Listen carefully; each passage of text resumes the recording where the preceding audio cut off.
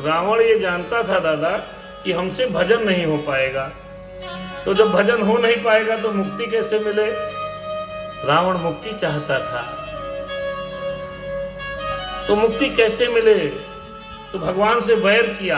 भगवान किसी को मारते हैं उसे भी मुक्ति देते हैं, उसे बात पता थी। इसलिए रावण ने रघुनाथ जी से बैर बढ़ाया, बैर इतना बढ़ाया जिसका कोई जवाब नहीं। अंतिम क्षणों तक रावण लड़ता रहा दादा।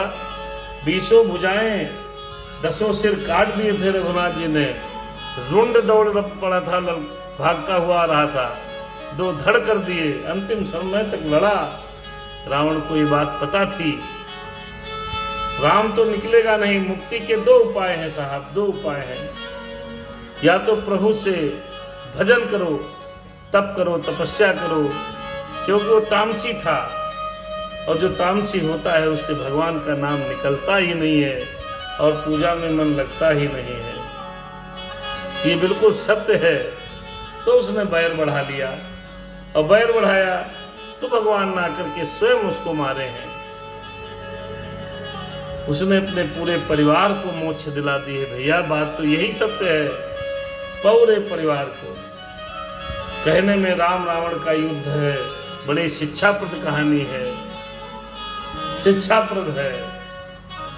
अपनी पत्नी को प्राप्त करने के लिए परमात्मा ने समुद्र पर सेतु बंधन किया। ये पूरे पक्के प्रेम की निशानी है मेरे भैया, ताजमहल नहीं है। प्रेम की निशानी अगर कुछ है तो हनुमान और जामवंत और अंगद की सहायता से बनाया गया वो सेतु है, राम सेतु है, जिसको भारत से लंका के लिए जोड़ा गया। वो प्रेम की निशानी है। अपनी पत्नी को प्राप्त करने के लिए जो पुल बनाया गया वो प्रेम की निशानी है, जो रघुनाथ जी ने त्रेता में ही बनाया था। और शिक्षा दी थी कि हम सभी प्राणी अगर अपनी प्रियतमा को प्राप्त करना है तो सागर पर अगर पुल बनाना पड़े तब भी बना दिया जाए, रावण जैसे दुष्ट को मारना पड़े तब भी मार दिया जाए। वो प्रेम की निशानी है। और हमारे इतिहासकारों ने उस प्रेम की निशानी को कभी भी हम लोगों को संस्कृत में पढ़ाया तक नहीं। ये गलत बात है। पढ़ाया गया ताज महल प्रेम की निशानी है, जो कि गलत है। अब तो लोग उसे भी तेजो महालय कह रहे हैं। हमारी संस्कृति को तहस नहस किया गया, हमारे विचारों पर आक्रमण किया गया। ये गलत है, बहुत गलत है।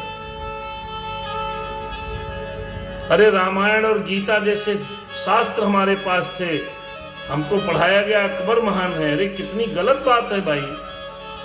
इस रामायण के अनुसार अगर कोई चलेगा तो बेटा अपने पिता को कभी जवाब नहीं दे सकता।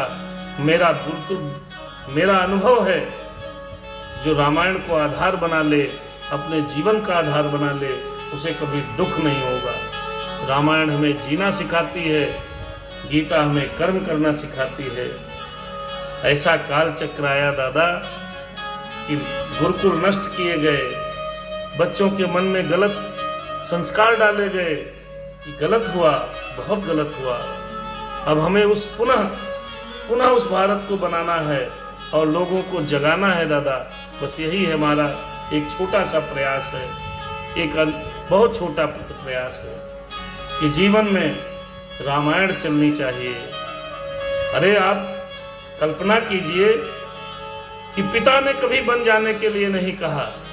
आप सोचिए, पूरी रामायण को देखिए और चिंतन कीजिए। दशरथ जी ने कभी नहीं कहा था कि बन जाइए।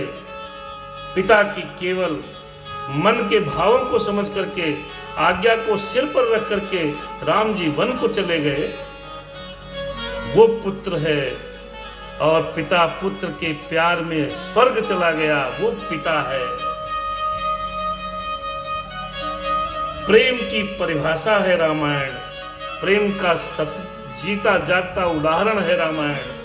आप प्रेम करना, अरे राम से सीखिए प्रेम करना। समुद्र पर पुल बना दिया भैया। आदमी लखनऊ नहीं आ पाता, जा पाता है। 500-300 किलोमीटर जाने में तकलीफ होती है भगवान की बड़ी कृपा है। रामायण क्या है? रामायण ऐसा ग्रंथ है, अगर हम और आप जीवन में उतारें तो हमारा जीवन स्वर्ग बन जाएगा। एक एक शब्द, एक एक अक्षर मंत्र है, एक एक चौपाई में सूत्र है, लेकिन कौन कहे,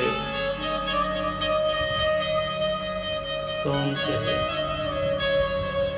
चलिए आइए 2 मिनट भगवान का नाम लेते हैं।